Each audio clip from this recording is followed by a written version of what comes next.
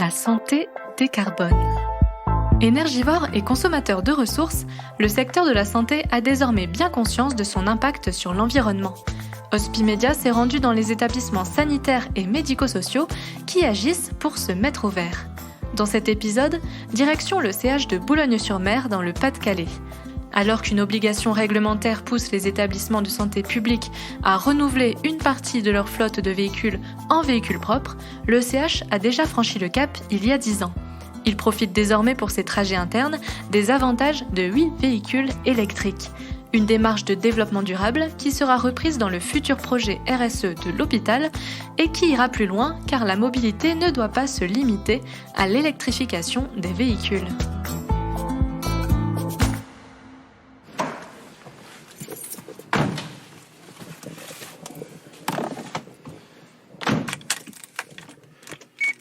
Et voilà, on est démarré. On est parti. En 2012, le CH de Boulogne-sur-Mer, dans le Pas-de-Calais, décide d'équiper sa flotte de véhicules d'un véhicule électrique. Il est alors l'un des rares à franchir le cap. En 2016, après une expérimentation concluante, il décide de passer à la vitesse supérieure. Actuellement, 8 véhicules sont électriques. François Darras, responsable de la flotte automobile de l'hôpital, raconte la genèse de ce projet. En 2012, on a commencé, c'était vraiment le tout début des véhicules électriques. On a eu une volonté de s'engager un peu dans ce sens-là. N'étant pas encore bien sûr c'était tout nouveau, on a décidé de prendre un véhicule électrique et le même véhicule en thermique. Les deux ayant une utilisation quasiment identique, un kilométrage identique, afin de pouvoir faire une comparaison un petit peu de chaque véhicule. Et on n'allait pas non plus tout passer sur l'électrique sans savoir réellement à quel point on en était au niveau de l'avancée technologique. Donc ça s'est très très bien passé. C'était un véhicule qui était pour le Wagmestre et qui avait une utilisation quotidienne, qui faisait environ 15 000 km par an. Suite à ça, en 2016, il y a eu une volonté de l'établissement de remplacer toute la flotte de véhicules des services techniques et donc justement de passer en électrique tous les véhicules qui étaient entre guillemets sur site, donc qui roulaient dans l'hôpital, les services techniques, la cuisine, les services de cuisine et le Wagmestre qui était déjà en électrique. Ce qu'on a pour l'instant, c'est laboratoire, Wagmestre, PC de sécurité, la cuisine, qui fait le relais entre la cuisine centrale, l'unité de production et les divers sites de l'hôpital, les menuisiers, le frigoriste, les plombiers et les électriciens. Les utilisateurs ont été amenés aussi à donner leur avis sur le choix des véhicules, sur l'ergonomie, sur l'équipement qu'ils y souhaitaient. Parce que les menuisiers n'ont pas forcément les mêmes besoins que la cuisine, que le laboratoire. Donc on a fait des essais de véhicules, des différentes sortes, des différentes ergonomies en fonction de l'utilisation. Et chacun a pu, entre guillemets, participer au choix de son véhicule. Ça, c'est quelque chose auquel on tient vraiment ici à l'hôpital, car on se rend bien compte que lorsque les utilisateurs sont amenés à participer au choix de leur véhicule, le véhicule n'est pas utilisé de la même façon après, en général. C'est quelque chose qu'on a vraiment, même que ce soit pour les services techniques, pour le SMUR, les utilisateurs sont toujours amenés à donner leur avis. Forcément, tout le monde n'est pas toujours d'accord, mais on essaye toujours de joindre l'utilisateur au choix de son véhicule. Le choix de l'établissement s'est porté sur un véhicule Kangoo ZE de la marque Renault, que les utilisateurs ont pu aménager selon leurs besoins. Des véhicules pas comme les autres au quotidien. Maintenant, comme on a investi dans les véhicules, que ce plus ceux de la location, les agents étaient autorisés à les aménager un petit peu comme ils veulent. Donc là, les menuisiers ont mis quelques petites étagères, leurs chariots, leurs visseuses. Voilà. Donc ça leur donne des véhicules très fonctionnels et ils ont toujours tout sous la main pour partir intervenir sur une porte, une serrure, Et vous indiquiez tout à l'heure qu'en termes de conduite, c'est une conduite un peu particulière. C'est-à-dire que c'est un véhicule, vous allez vous en rendre compte, c'est quand même une... ça a de l'énergie au démarrage, on va dire. Donc oui, c'est... Voilà, au départ, on a la conduite... Si on conduit ça comme un véhicule diesel tout simple, un petit peu lourd au démarrage, ça fait drôle. Et vous entendez rien du tout, donc c'est vrai que c'est un confort d'utilisation non négligeable pour les utilisateurs. C'est une conduite plus souple. C'est une conduite très souple et très, très agréable. On peut aller faire un petit tour dans l'hôpital, vous allez voir, c'est... Encore maintenant, il faut quand même faire attention aux piétons. Parce que même si il y a un léger bruit de fond à l'extérieur, parce qu'ils ont mis un léger bruit au niveau du roulement, ça reste très silencieux et donc si vous avez dans un hôpital des personnes âgées ou quoi, il faut quand même rester très vigilant à ce niveau-là. C'est aussi pour ça qu'au départ on avait pris que un service parce qu'on ne savait pas quelle allait être la réaction des gens. Maintenant ces véhicules-là, dans l'hôpital, c'est comme la pub qu'on a écrit sur nos véhicules, l'hôpital route propre protège votre santé. Si on est quand même un établissement de santé, ça paraît important de ne pas nous-mêmes polluer l'atmosphère dans notre hôpital. Oui, là vous pouvez voir vraiment le bénéfice de la recharge, vous voyez. Hop, et là, on sait qu'on va recharger plus qu'on a consommé sur le trajet qu'on vient de faire. Sur les trajets courts, finalement, c'est hyper efficace. Hyper efficace. Ça n'a rien à voir avec... Vous voyez, là, on va prendre... c'est un trajet court. On aurait eu un véhicule diesel, il n'aurait pas eu le temps de chauffer. Il y a toujours des gens qui quittent leur stationnement. Donc on s'arrête, on redémarre. Là, vous voyez, j'ai pas appuyé une seule fois sur le frein. Je laisse juste le véhicule freiner de lui-même. Et en même temps, ça vous permet, vous voyez, sans freiner, hop, il se recharge tout seul. Et en gardant quand même, comme vous l'avez vu tout à l'heure, une certaine énergie, ces véhicules. Donc tout est dans c'est vraiment un outil confortable, on va dire.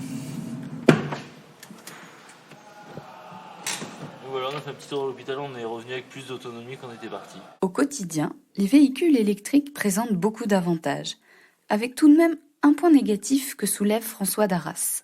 Le seul inconvénient qui nous a fait reculer un petit peu au départ, c'était le prix. Maintenant, avec le recul d'un véhicule qu'on a eu sur 10 ans, on se rend compte que avec les hausses des carburants, et voilà, on s'y retrouve. Le seul problème, c'est de négocier l'investissement. C'est au niveau du programme d'investissement qu'il a fallu inclure ça au départ. C'est pour ça que dans un premier temps, on est parti sur une location. Et là, maintenant, on a vraiment intégré ça dans le plan d'investissement qu'on a fait jusqu'en 2030. Et on sait que on va rentrer largement dans les clous pour les contraintes de démarche RSE. Ce sera entre guillemets même pas une contrainte parce qu'on est certain de réussir à rentrer dans les clous. Maintenant, on attend juste une seule chose, c'est l'évolution des constructeurs au niveau de ça ou au niveau d'autres choses. Mais l'électrique, nous, rien qu'avec l'électrique, on a déjà notre solution pour une grande partie de notre flotte automobile. Je pense qu'on peut arriver facilement à 30 véhicules sur notre parc de 43 véhicules, 30 sans aucun problème. Les véhicules électriques, au-delà du confort qu'ils représentent pour les utilisateurs dans leur usage quotidien, ont aussi un impact écologique non négligeable. Actuellement, avec la crise du carburant, la balance penche en leur faveur. On a fait un petit calcul sur un véhicule qui a 10 ans, qui a fait 15 000 km par an. On a fait un gain en émissions de CO2 direct d'environ 30 tonnes, sachant qu'il aurait consommé depuis son acquisition 22 000 litres de carburant. Donc c'est quand même pas négligeable. Après, il faut bien se dire, c'est que financièrement, au départ, on ne pensait pas s'y retrouver non plus, parce que un véhicule électrique, c'est quand même en investissement 7 000 € plus cher qu'un véhicule identique en thermique. Quand on prend 22 000 litres de carburant à 1,50 1,75 € de moyenne. Ça nous fait une belle petite somme, dans les 30 000 €, 38 000 €. On a retiré à ça le coût des recharges électriques, qui est à peu près de 4 000 €, avec les 7 000 € de différence d'investissement. En réalité, sur 10 ans, ils sont quand même vite faits. Au-delà d'électrifier les véhicules pour les déplacements internes, le CH de Boulogne-sur-Mer ne compte pas s'arrêter là. François Darras nous expose les différents projets envisagés. Autre projet, passer aussi le matériel d'espace vert en matériel électrique. On a déjà commencé avec le petit matériel taillé, ça, et on espère par la suite aussi passer les gros engins. Parce que maintenant ça se fait, il y a une grosse évolution, tout ce qui est tondeuse professionnelle, on peut sans problème y passer aussi. Ce serait quand même très intéressant aussi parce que on était précurseur à ce niveau-là. Lorsque vous êtes en train de tailler une haie devant le hall de l'hôpital avec un tailleur silencieux ou avec un tailleur thermique qui consomme de l'essence, qui fume, voilà. Même pour les utilisateurs, c'est quand même, on rentre vraiment dans le sens de la démarche. Après, maintenant là, on va essayer de passer, vous voyez, ce genre de véhicule, tout ce qui est véhicules utilitaires, gros utilitaires. On va essayer de se lancer là-dedans parce que c'est encore les points noirs au niveau énergivore en carburant et voilà, où on sait que pareil avec leur utilisation, on peut électrifier ou faire sur un autre mode d'énergie verte entre guillemets.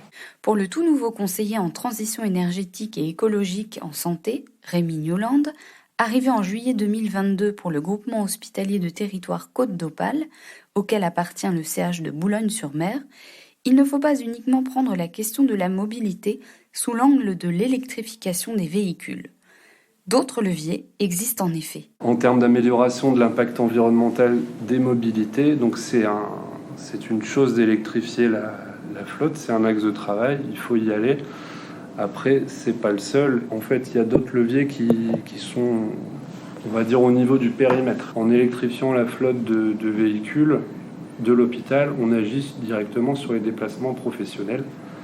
Mais l'impact environnemental des mobilités associées à l'activité d'un centre hospitalier, c'est aussi les déplacements domicile-travail du personnel. Ça, c'est pour l'aspect périmètre. Il y a également des axes, on va dire, méthodologiques. Électrifier, c'est une action, associée à une technologie, mais il y a également des leviers d'efficacité. Pour illustrer, la meilleure illustration de mobilité, c'est le covoiturage. C'est améliorer le taux de remplissage des voitures. Et des actions, bien sûr, on en parle beaucoup en ce moment, de sobriété. Une démarche de mobilité complète, c'est la finalité, c'est moins de déplacements en voiture, des reports vers des modes plus doux, type mobilité active, vélo, marche et des transports en commun. Moins de déplacements en voiture, des voitures plus remplies, plus efficaces, on va dire. Donc là, on parle essentiellement de covoiturage quand on parle de mobilité. Et donc des opportunités qui sont plus technologiques et qui consistent à améliorer l'impact en électrifiant les véhicules et en se passant de carburant fossile. La mobilité sera le sujet de l'un des 6 groupes de travail mis en place par la direction du CH de Boulogne-sur-Mer. André Guéna-Elpors, son directeur, arrivé dans l'établissement en juillet 2021, souhaite engager une vraie dynamique développement durable autour d'un projet de responsabilité sociétale des entreprises avec les personnes motivées. Il nous l'explique. J'ai voulu commencer par faire une commission un peu institutionnelle classique avec des médecins, des représentants par pôle, par direction. Puis je sentais que ça ne marchait pas.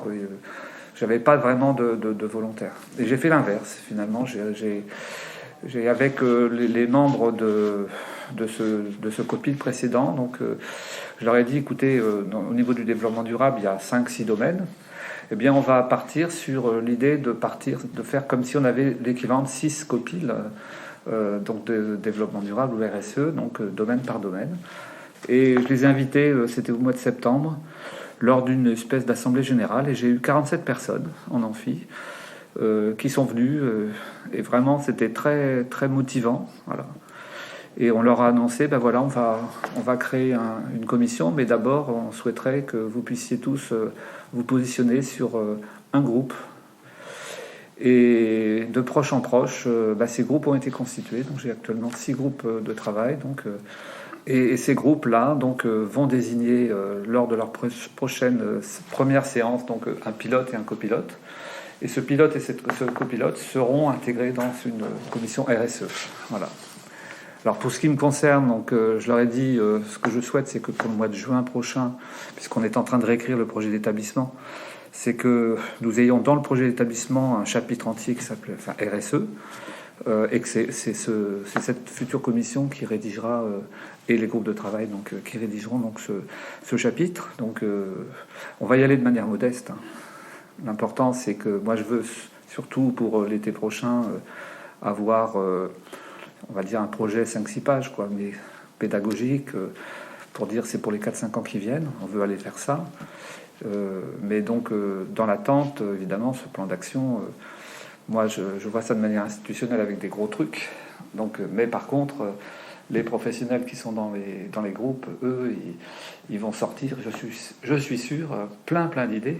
Et donc, il faudra voir ensuite comment on les priorise, comment on peut les mettre en place.